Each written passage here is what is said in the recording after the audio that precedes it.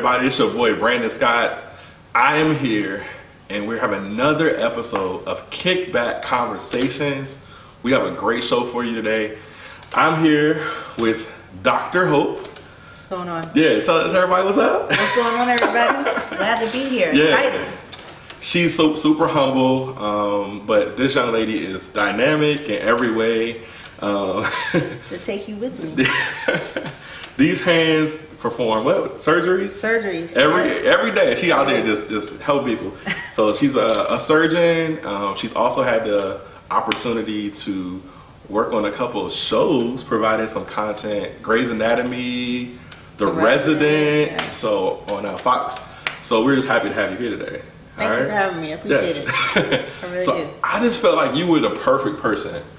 Like the perfect person to talk about this topic. This topic has been something that, people call me, talk to me, DM me or whatever. You got to talk about this, Brandon. You got to talk about this. Like, what's going on?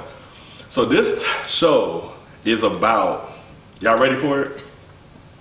How to navigate when you make more money than your man, right?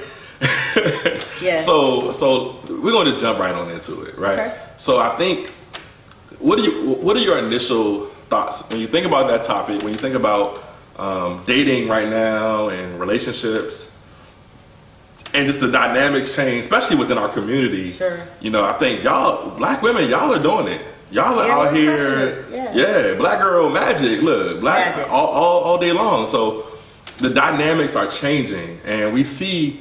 I think some of the dynamics we know. I know, most people's grandparents got married real early. They were like 19, 20, 21 years old when they were married. Where we're seeing a lot more women now in this generation staying home longer, getting more degrees, those kind of things. So it's changing the dynamic when it comes to dating, relationships, and that kind of thing. So what's your initial thoughts when it comes to how to navigate this complex topic of how, when you make more than your man, Yeah, it's definitely a hot topic. It's definitely an issue that I think makes people or makes women feel nervous because we worry about how you all might perceive us, right. And we worry about what the traditional gender roles are, and so as we kind of are ascending professionally, sometimes we're not respected personally. we may feel like we're not respected personally, so it brings us a lot of angst. Should I tell the guy what I do? Should I tell the guy how much I make? But I think fundamentally the key is going to be communication. The key to kind of navigating this, which I'm sure we'll talk about, is communicating with your partner. Oh, communication is key. We had that on a previous podcast. I'm talking about how to effectively communicate.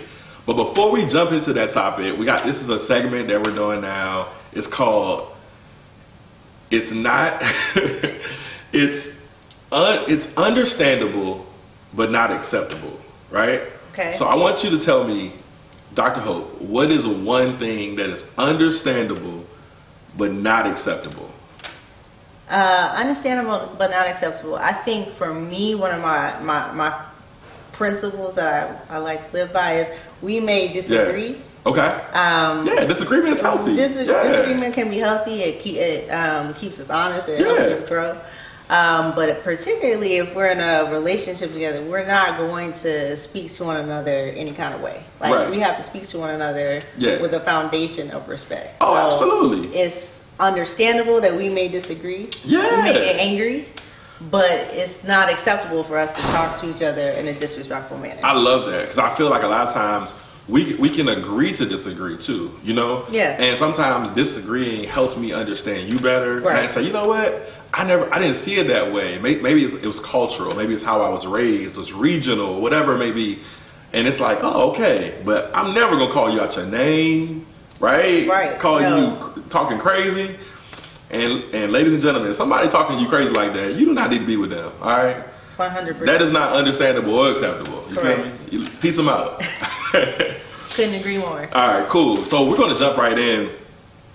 I was fascinated. I actually read a New York Times article that talked about navigating, when a woman makes more than her man, and it's actually a census research study that talks about this. The term is called manning up and womaning down, and it refers to basically many cases women actually say they make less than they do, right? Yes. And men actually say they make more than they do in dating and in relationships. And I think part of that is for a variety of different reasons, sure. but I know it's a sticky topic, so we have to look into it. And this article also pointed out that 71% of people saying in order for a man to be a good husband, good God-fearing husband, right? He must financially support a family, right? Wow. So everybody's like, yeah, that's cool. But that same study showed that only 33% say that about women, right? Yeah. So I think it's ingrained in us from a gender norm. What we think of gender norms, that, oh yeah, the man is the one who provides. He's the one who does X, Y, and Z and that kind of stuff. So my thing is, like, being a provider, right? Yeah. Traditionally, when we assign that role to, oh, this man is a provider and everything like that, what do you feel like that looks like? When you think of a man providing, what does that mean to you? Right. So for me, and I think for a lot of women, though I won't say I speak on behalf of all women, Mm-hmm. but I think a lot of women feel like, yes, the man as a provider, we're talking providing emotionally. Mm-hmm. We're talking providing, yes, financially, but emotionally, spiritually. I think those are the two where we really want to feel supported from a man. And the financial aspects are, yes, a component for sure. But I don't think, especially in today's society, I don't think it's the number one. So not number one anymore? I don't think it's number one. Really? I could be wrong, but just hearing, I mean, if just looking at, as you were saying, the amount of black women that are, getting more degrees, I don't think we are truly expecting a man to, 100% provide financially. Just do everything. Yeah. Because I think when you start having unequal things and you just providing financially, if you're providing 100% financially, it's going to be very difficult to also provide emotionally, spiritually, and hit all those categories. So that's very true. And I think it's an old school approach too, that a lot of men were like, well, I pay the bills, and it entitled them to do certain behaviors because they felt like I'm paying all the bills, right? So now y'all just took all that power back. I was like, bruh, I'm out here doing it. I'm paying all these bills myself. You feel me? So I think that's a really key point that I think we have to look at where we've come from, to really unpack where we're headed and look at the new normal, because I feel like the new normal now, I don't feel like that's going to change. I don't feel like we're going to go back to the 50s and 60s kind of thinking. It's funny we both thought 50s. Yeah, right. Yeah. Great minds think alike, It's not. I don't think it's going to go back to that. And my thing is that's kind of unique and different too. Is it's like a lot of times we look at a woman who is a homemaker, right? And she's taking care of the home. She's holding things down. She's making sure the house functions well, making sure these little snotty-nosed kids ain't gonna hurt themselves and all that, doing all those different things. And we celebrate her, right? Where the man might be the provider in that sense, and she's also freeing him up to go, and work and do those things.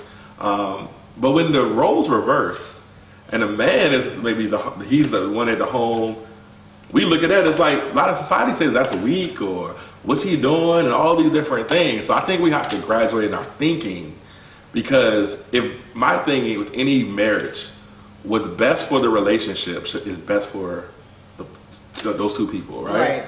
So people always get caught up in saying, well, Mary and Joe, they do it this way. And we ain't Mary and Joe. No, you know what I'm saying? No, we're definitely not Mary and Joe. So we're a totally different, a different, experience, different couple, and that kind of thing. So yeah, I mean, I agree. I think we've definitely come a long way since the 1950s in terms of what we think about gender roles.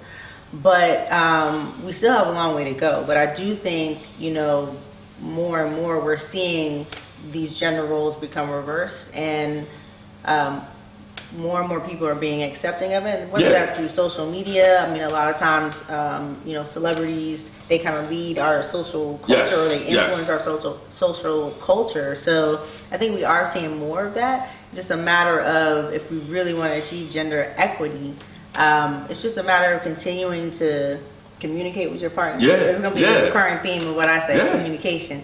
Communicate with your partner and make sure you guys are on the same page about what you want or what you see as ideal for your relationship. And sisters, I keep hearing y'all talking about y'all want a Barack Obama in your life, right? Oh, yes. Y'all talking about y'all want a Barack Obama in your life, right? Y'all see Sasha, Malia, and how he treats Michelle. But what we don't talk about is, we won't talk about it, is when Barack and Michelle first started dating, who's making more?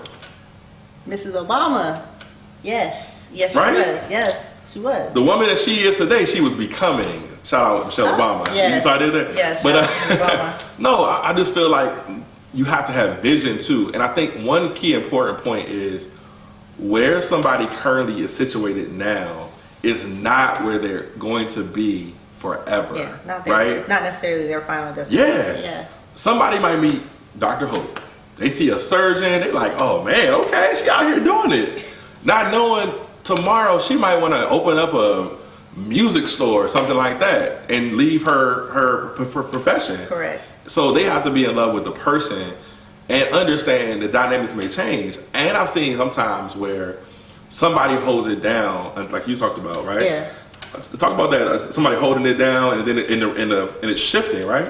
Right. I mean, I think what you're talking about is in terms of relationships. That whatever. Because you know somebody like kind of. Yeah, absolutely. Yeah. So, a good friend of mine actually, for the first kind of 15 years of her relationship with her husband, she was the stay-at-home mom. They had 3 kids, while the husband was going out, had a very productive military career. They moved all around, and then she decided, hey, my passion in life is to be a doctor. So I'm ready to go to medical school. I'm ready to be a surgeon. She wanted to be a trauma surgeon. And to the husband's credit, he was like, great, it's time for me to sit down. It's time for me to sit back. Our kids are now, 12, 13, 14. It's time for me to be at home and picking them up and going to school. And to their credit, they've made that work beautifully. So that's the type of give. In my mind, they're kind of a great example of the give and take. And the willingness to say, you held it down for this portion, and now it's my turn to step back and hold it down in a different way. So okay, let's talk about that. So one of the things that I've often said is your boy could date Oprah Winfrey. You do say, he says that. Yeah, I'm gonna tell you right now, and she, between you, myself, and our podcast audience, Oprah Winfrey makes more than me. A little Shocking. bit.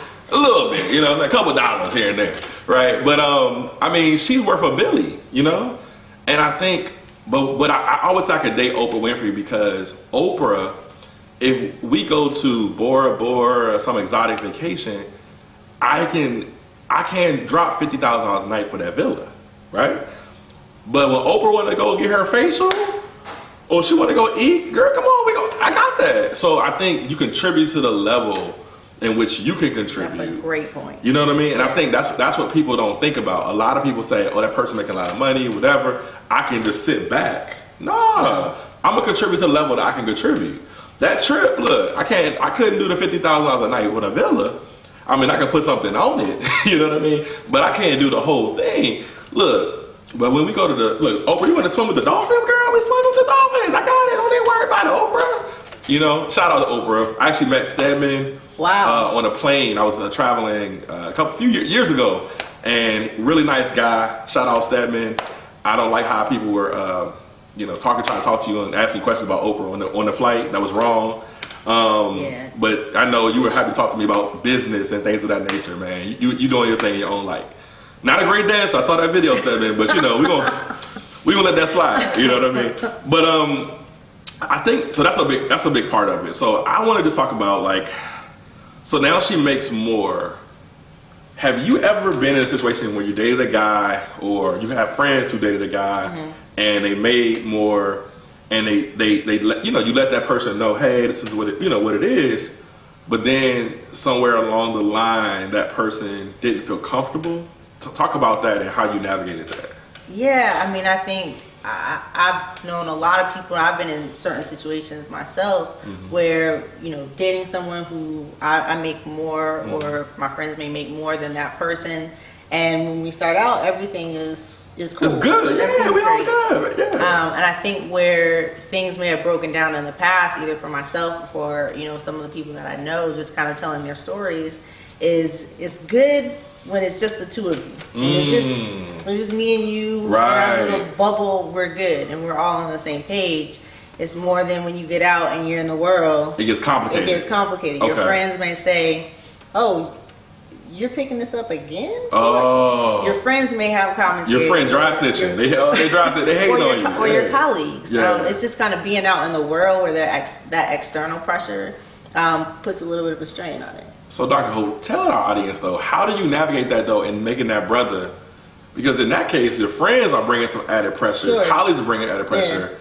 Do you feel like that's his job to check that, or is that your job to check that? I think if they're your friends, then you need to have a conversation with your friends and say, look, me and my man, we're good. We good. We ain't worried about that. Yeah. We're not worried about that. We have an understanding. We have an understanding. Yeah. It's not just about finances for us. Yes. We bring other things to the table. Yes. You can tell them whatever you want, but the bottom line needs to be, we're good. Yeah, we're good. Don't worry about us. Don't worry about us. And just have an honest conversation with your friend in love and just say, cool on all that. Y'all all in the Kool-Aid, don't know the flavor. Literally. Shout out Cory Booker. I remember you said that. You said it a little different, but yeah. But but I just feel like I always say this. It's my job to handle people when it comes to how they're talking about my relationship. It's not my significant other's job to handle people in my life who have concerns or questions or whatever like that. 100% agree. Yeah, 100% agree. All right, so now that she's making a little bit more. What do you feel like is one of those things that you would want to say to young ladies about being more tactful? Because what I find, I've heard things where in arguments, for example, right? Sure. Somebody might say, oh, well, I can afford this vacation. Can you? And it's like coming for them. How do we not emasculate the brothers too? Yeah, I mean, I think that's a great question. I think the key is when you're in a relationship with somebody, the people you love, your family, your significant other, those are people you have the power to hurt the most, right? Because you know the most about them. Yeah. You technically have that power. That doesn't mean you should use it. You should do it, yeah. Right? No. So it's just a matter of, if you know, and you probably do know, that the world says what our current society gender roles are, it puts pressure on the man to feel like they need to do this. So this. I'm not saying be ashamed of what you make, because definitely don't be ashamed of what you make. Go get that money. Go get the bag. Continue to climb the ladder. Get you a couple bags. Exactly. Get you as many bags as you want. But, just be sensitive to your partner in terms of, how you... I just wouldn't take a moment to make that. If you know that's a sensitive spot for your partner, that's not the thing to egg him on or knock him about. And similarly, reverse for the guys. Women feel pressure at work when they're in these spaces in the top positions. They're getting hate from everybody, especially as Black women. Y'all get a lot of it. We get a lot of it. And that's why y'all need to come home and we're going to hug y'all and let y'all know it's going to be okay. So put your feet up. We got you. And support us and know that, what we're navigating spaces that are tough. So it's just a matter of, again, communication and supporting one another.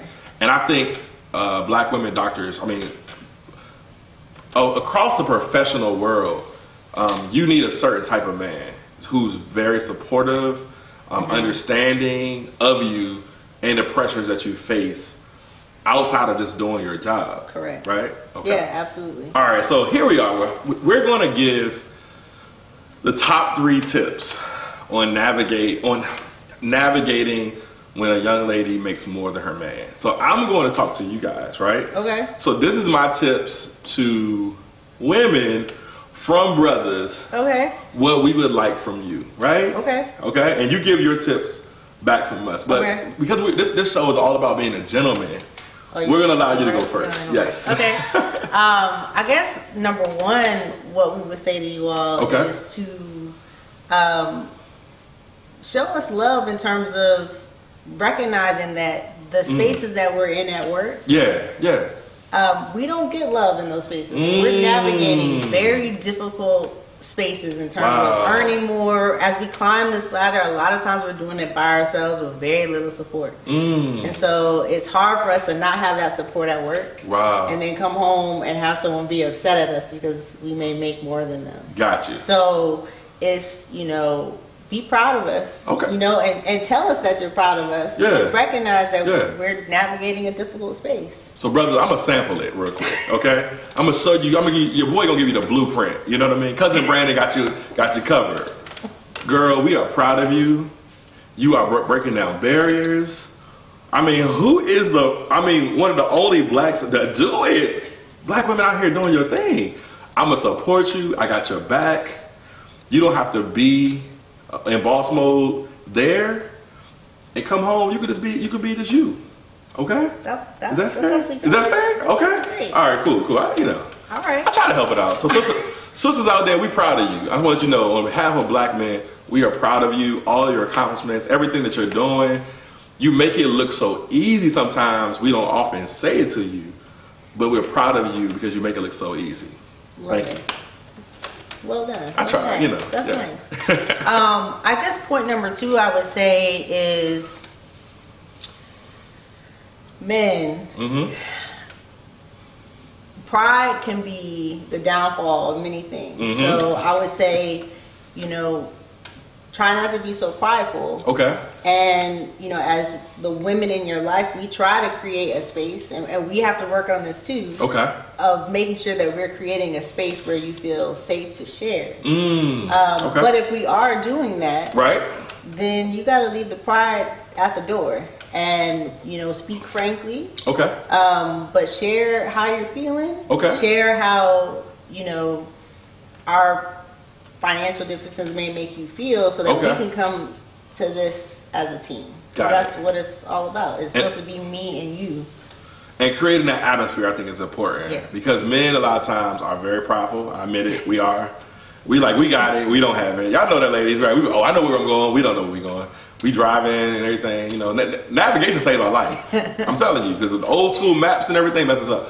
But we have to make sure there's a space that we can be open, and it's not going to come back on us later on when we are open about that, how it makes us feel like you making more than me, I'm not feeling as much like the man or what have you.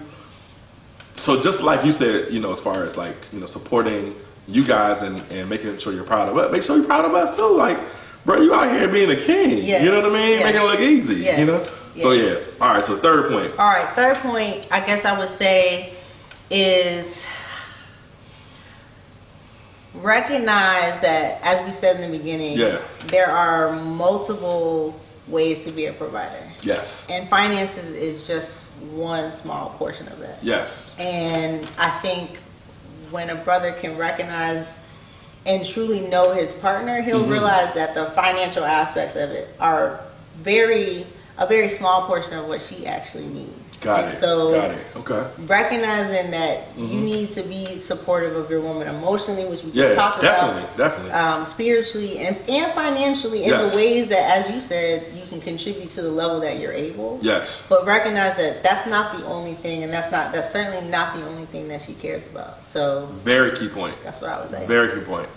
Oh, man, she gave us some three. Look, I feel empowered. You know what I mean? I feel empowered. You know what I mean? So from a sister, and sisters, I want you guys to, definitely in the comments, comment, what you feel about what Dr. Hope said. Let me know. So, we want to make sure this is a kickback conversation. So it's a conversation that we have within us, you know what I mean? So we can be better. All right. Absolutely. My 3 tips. Okay.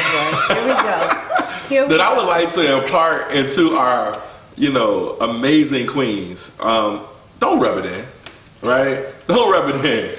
we know we might be like what 2 Chainz say, we might be in the same game, but we don't ball the same. Like we know that, you know, we know y'all got some more coins than we might have, right? But don't rub it in saying when we in a little discussion, you like, oh, I can pick up and go to Italy tomorrow. You know what I mean? Can you?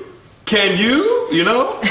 You know what I mean? Knowing that only Italy I might be going to is Maggiano's. You feel me? So my thing is don't rub it in. Don't emasculate us, because when we feel empowered, you know, we feel like we can do anything. And when we feel like we can do anything, we have this unstoppable, unmovable force to want to do those things also for you, right? So that's a great point. Okay. Focus on partnership. The thing I always say I look for most, the thing that's overwhelming is, can you be a great partner, right? I remember dating somebody before, and I was like, it's a little, hey, let's build this together. And she's like, well, you can do it in your time, or I can do it later on when I get off of. No, let's do it together now. You know, so I think partnership is really imperative, and the value of both parties just not bringing, like to your point, to a relationship just the financial. Yeah. Like, let me know that, hey, I appreciate your emotional support that you're offering me. Like, that makes it so much better. You know, it makes it so much worthwhile when I can go to work and know that my man is supporting me, that you got me, that you're praying for me, that you're thinking about me. And I can talk to you about work, right? I can unpack. I had a crazy day today. This person did this person did that client did this patient did that. You know, that helps you kind of like blow some steam off and know that you don't walk this road alone. But also helping the household run. You know what I mean? I might, you know, we married, like I'm cutting the grass, like, girl, you know, I just put up that thing right there. Let me know that, you know, I'm doing something all right too, you know. Okay. But providing true companionship and making each other's lives better. So I had a client once, and she was a very professional woman, did very well for herself. And she told me, she said, Brandon, listen, I don't care about how much a man makes. She said, she had a nice, like a little mini mansion and everything. She said, look, I got this big old house, stuff breaks. I'm trying to get this redone, that redone. He might be a handyman, you know? So I don't have to deal with the stress of the contractors and this. I got to get off work early and just do this. If he's handling that, if he's fixing stuff, that's providing something. That's bringing something to the table. It may not be the financial piece, but maybe it's saving money. It's saving money that I would have to spend, absolutely. Right? So I think and that matters. Yes. That's important. Yeah. So I think the creativity of looking at what somebody brings to the table, understanding the full dynamic of what your life looks like, that's true partnership. Yeah, absolutely. You know, if I can make your life easier so you can thrive and be better in whatever you do, that's a partner. Yeah. We out here partnering, right? Absolutely. So the third point is discover what are some of the challenges you see in him making more and offer genuine helpful assistance, right? Oh. So maybe he doesn't make as much as because he got, you know, this job and he's been rocking with his job. He didn't think about, oh, you know what, I could probably apply for this or do this. Everybody is not good at everything. Yeah. Right? Yeah. Or he might have some hidden talents that he's doing as a hobby that he can monetize in. Yeah. You know, like, boy, you were talking about doing this, right. Whatever. So be a part of that conversation of things that he might not have thought about. Yeah. And he's like, oh, your girl, I didn't even know. I've been working on cars all this time. I could have my own mechanic shop. You feel me? Okay. Yeah. I could boss up, you know. So I think that that's something that sometimes we take for granted. And I'll tell you a story. So I had a friend, and she called me one day. She said she was dating this guy, and the guy had this guy laid off his job, let's say about 3 weeks prior, right? Mm-hmm. So she says he got laid off his job and everything, and he's really been really down because he's been sending out resumes left, right, everywhere, and he's not getting any response back, right? So no hits back, and anybody who's been unemployed, that's very frustrating when you're aggressively looking for employment and nothing's coming back, right? Yeah. So 3 weeks go by, whatever. He contacts her. He says, "Listen, I feel like maybe my resume is not as strong as it should be. Can you just take a look for me to see if there's something that I'm missing, right? That I can be better in or whatever like that." had a very vulnerable moment with her. Yeah. Right? Yeah. Opened up.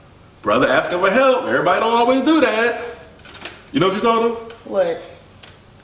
She said, I'm not a resume writer. You need to hire a resume writer for that. Now, she's Captain Obvious. She was not a resume writer. Sure. But you are a human being. Yeah. Show compassion. You could just take 2 minutes to look over that brother's resume and say, you know what? Maybe you should use this word instead of that word. Or maybe this position you don't want to put here. Or those kind of little small tweaks. And he would have felt like, you know what? You're a partner. Yeah. Like you partner with me, whatever. And sis, if you do feel like you actually aren't a resume writer, maybe you're self-conscious about your own ability, I would still look at the resume and then give your thoughts and say, you know, we should also go look at someone who looks at this professionally. These are my thoughts. So. Or maybe you have a friend, you got a homegirl, homeboy who like they work at HR. Yo, can you look at my boy, you know, his resume that I with it real quick or whatever like that, you know, what you think? What think he can change? It only takes 5 minutes, you know what I mean? So I think that's a big part of it. So I think we started the show talking about this New York Times article that I read that talked about these percentages and how people. So I would want to ask you, why do you feel like women have said they make less than they make to men? Is it to make them feel more comfortable? What do you think? Yeah, I mean, I think it's 100% to make them feel more comfortable, and sometimes this is an assumption. Yeah. We may put on our profiles that we work in healthcare, not that we're surgeons, or that you make less if that conversation comes up, just because we don't want the appearance of what society puts out there. Okay. So I think it's a protective mechanism for us. Okay. Because we're worried about what you may think, what assumptions you might make based on what we say. But you know, I encourage everyone to be honest about what you, be proud of what you make, and the person who's supposed to be your partner will support you. Knowing the honest truth about you from the very beginning. So I personally have stopped saying that I work in healthcare. I just say I'm a doctor. Yeah, you're a physician. You're out here helping with the surgeries. You feel me? Like, so I think and I feel like we as men have to do a better job of creating an atmosphere for you all. Thank you. To be able to say that, right? We got to do better than that, guys. So I'll take that on the chin, brothers. We got to do better.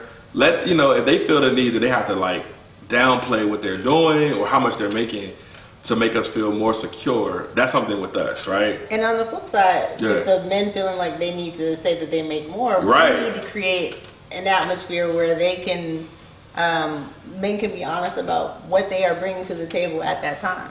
Because I remember going out with somebody one time and she was talking about this, I can't date nobody who's making this little bit of money, and she said my salary at the time, and I was like, I feel you, that little bit of money. I mean, who can pay bills off of that? You know what I mean? So I think we have to do better with that, right? So, and I think that as far as traditional households, some traditional households are going to look different than the norm, right? So it may be the woman's the breadwinner, the man is more the take care of the home front. Maybe he's providing in his own way. Maybe he has a business or what have you.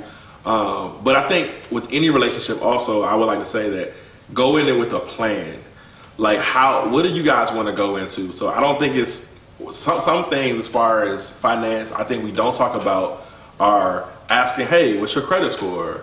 Hey, what kind of debt do you have? Somebody could make a lot of money, but they got a lot of debt too, you know? So those kind of things. When should you be having those conversations? I'm curious. I don't think, definitely not the first date. I don't think what's your credit score should come after like, what's your favorite color? Or like, what do you do on weekends? Like, but I feel like it should come up. It should come up. Especially if you see this person in your future, just so that you can know, because my thing too is I want to understand, one, and two, I want to say, you know what, okay, see what we're working with, because if we're going to be a team, we're paying off that debt together, right? We're looking at those things together. Oh, your credit score's a little low, babe? Okay, all right, well, this is how we can raise it up, whatever.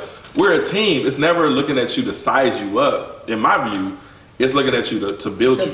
Yeah. You know what I mean? No, I love that. So I think that's something that we have to do better, guys. I think that we have to understand how to navigate these waters because this is the new normal. Sisters are doing well. Y'all are doing it. Yeah, and so are you all. You all are doing well too. We doing our thing. You know, we doing a little something. You know what I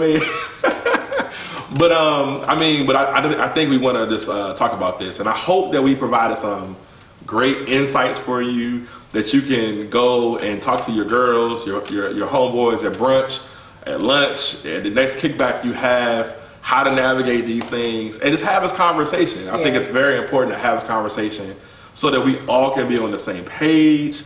We can look at it, we can grow from it, and we can level up together. So I love that. We thank y'all. This has been your boy Brandon Scott, host of Kickback Conversations. This is Dr. Hope. Dr. Hope is in the building.